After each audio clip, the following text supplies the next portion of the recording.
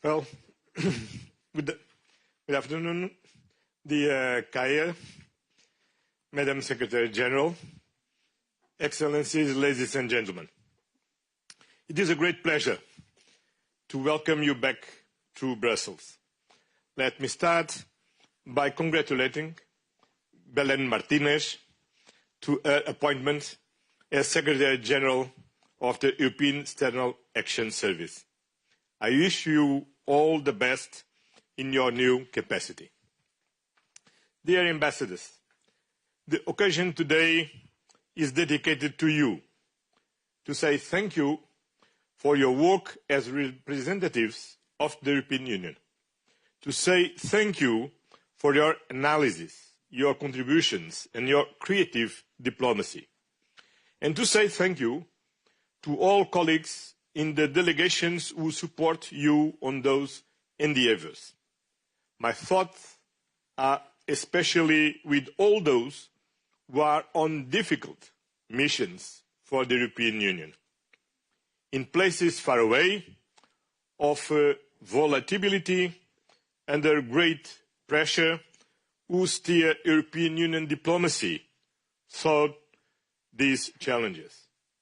Your work is essential. We count on you, and of course, we can count on us. We face today a world of fragmentation and polarization, of disorder and complexity, a world in which politics have made a comeback, in which some are working to weaken the rules of the international order, in which Russia has damaged the post-war European security architecture with its war of aggression against Ukraine. A world in which we have seen less multilateral commitments to tackle global challenges like climate change and poverty reduction. War used as a geopolitical tool to advance national interests. Hybrid attacks on our critical infrastructures and democratic processes. Protectionism as an economic way to address problems and economic coercion to apply pressure on others. New technologies disrupting the balance within political systems and between nations. So it is true, it's a world of disorder, of paradox, of nuance and plurality, of risks and threats, of multipolarity, of uncertainty. That is why the European Union needs to be a reliable partner who provides predictable and clear commitments to the rules-based order. In today's multipolar world, the European Union doesn't look to our future according to a logic of confrontation between blocs. The European Union doesn't accept the division between the global south and the global north because they are both plural. In a world of a competition and fragmentation, more than ever, we need joint action. Causes like fighting poverty, climate change, and preserving the health of our oceans are global causes. They need common action, a shared vision. First, despite all disorder and complexity in the world, one thing is clear about Ukraine. It is clear that Russia's war of aggression was unprovoked. It is clear that it has caused enormous human suffering. It is clear that it violated Ukraine's sovereignty, Ukraine's right to self-determination, Ukraine's territorial integrity. It is clear that the war in Ukraine is not just a war on European soil. It is a war that threatens the fundamentals of the entire international community. Rewarding the aggressor, rewarding the violation of territorial integrity is a threat to everyone. And so, our stance is clear too. The European Union will support Ukraine for as long as necessary and whatever it takes. We will strengthen Ukraine's position under any circumstances for a comprehensive, just and lasting peace. A peace chosen by Ukraine and Ukrainians. This is the message we convey to President Zelensky at every occasion, and we continue to do so. Second, despite geopolitical challenges, this is not a world for us to despair, but a world with opportunities for the European Union. Opportunities for building, strengthening, revitalizing, expanding and boosting our bilateral and multilateral relationships. With the United Kingdom, with the new positive energy in our relations confirmed by our meeting yesterday, we face the same threats and have a clear interest in closer cooperation. And we are looking forward to a joint summit in May. Also with the United States, we have a partnership rooted in our common history and deep bonds. They will endure in time. The United States is our friend, our ally, and our partner. Problems and difference of view can come up also between friends. When they do, we need to address them, to talk and to find solutions. The European Union and the United States together have been pillars of the rules-based order, respecting national sovereignty, territorial integrity, stability of borders, and the United Nations Charter. The European Union will stand for this universal respect of international law and the rules-based order anywhere. In Ukraine, in the Middle East, in Africa, and of course also in the Kingdom of Denmark. All the more,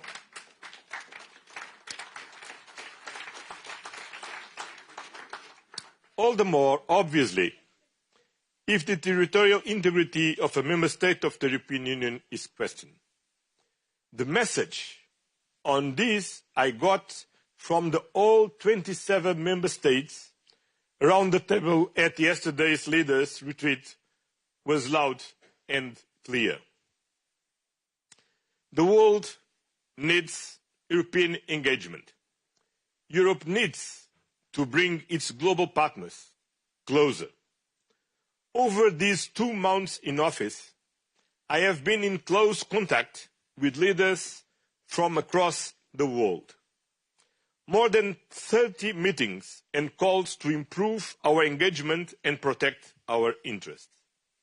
The European Union can play to its strengths. We have the instruments and the political will. We need to tailor our approaches, engage more effectively, and deliver to our citizens.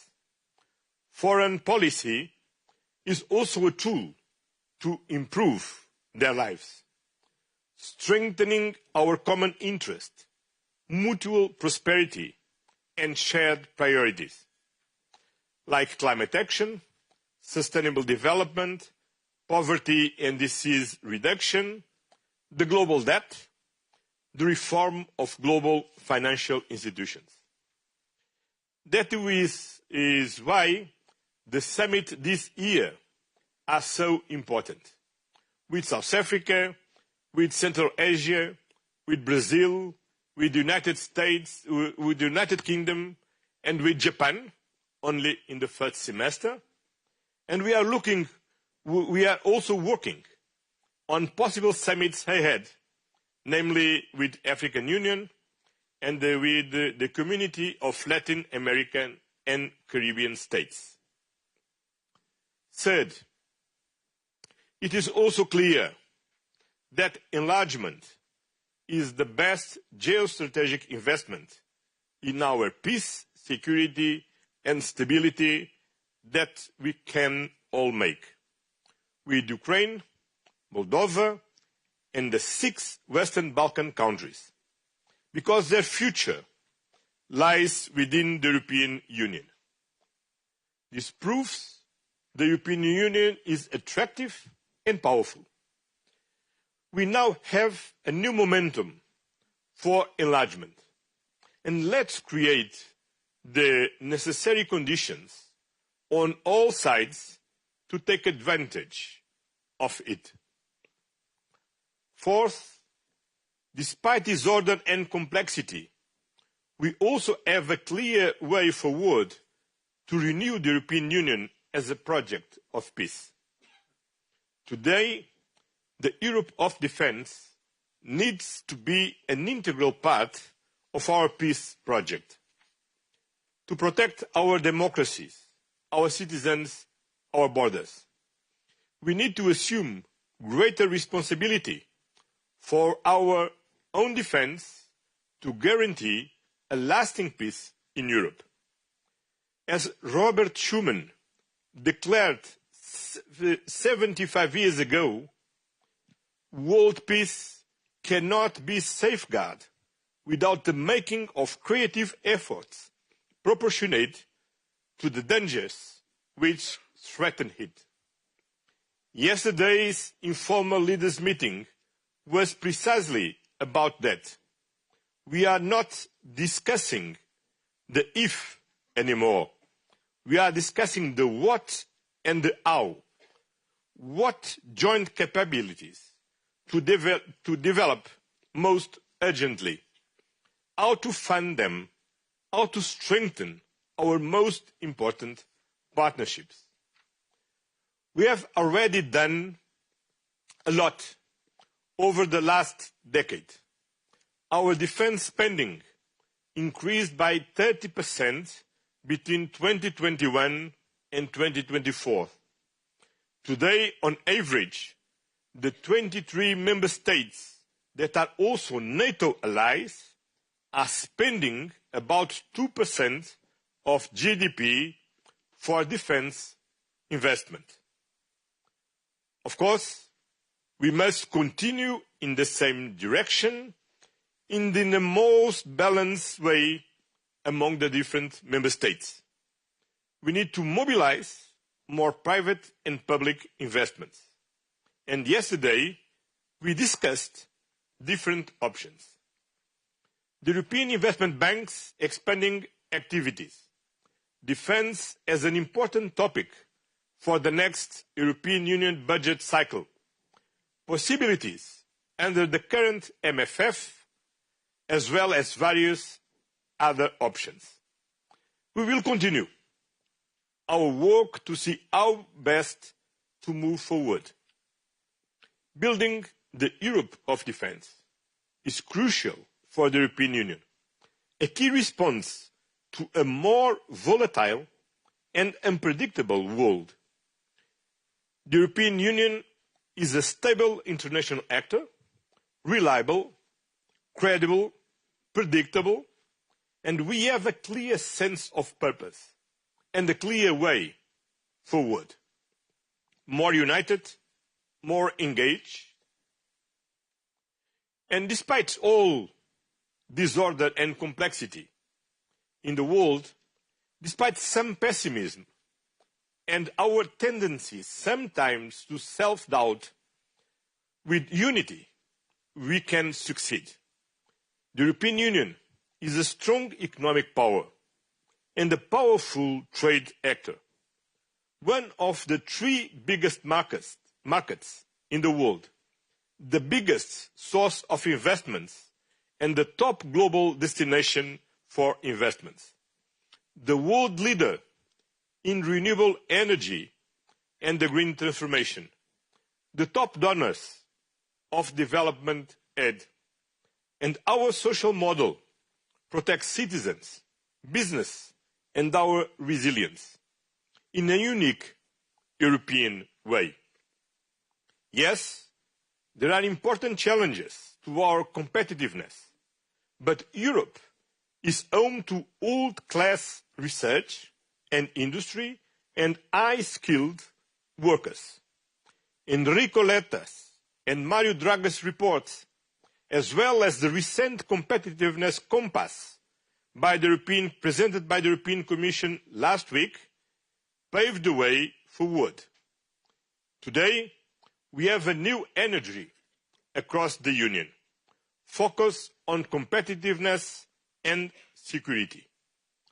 Acting as a well-coordinated and united forces of the President of the European Council, the President of the European Commission, the High Representative and Vice President of the European Commission, a new energy rooted in our historical experience that we come together each time we face a crisis, that we find collective solutions in unpredictable moments, that unity is the core element of our union, that each of us is stronger when we act together. A new energy also rooted in understanding. We gain respect from others by engaging respectfully with them, by understanding our partners' points of view, by assuming our weight, our values, and our importance in the world, not more, not less. Confident, collected, creative. This is how we should approach a difficult world. This is how we will succeed. And for this, your role, dear ambassadors, will be crucial. You are the European Union in all corners of the world. We need to leverage that network even more, together with member states' embassies, together with our partners. And thank you very much for your work to a new year of confidence, unity, and motivation. Thank you very much.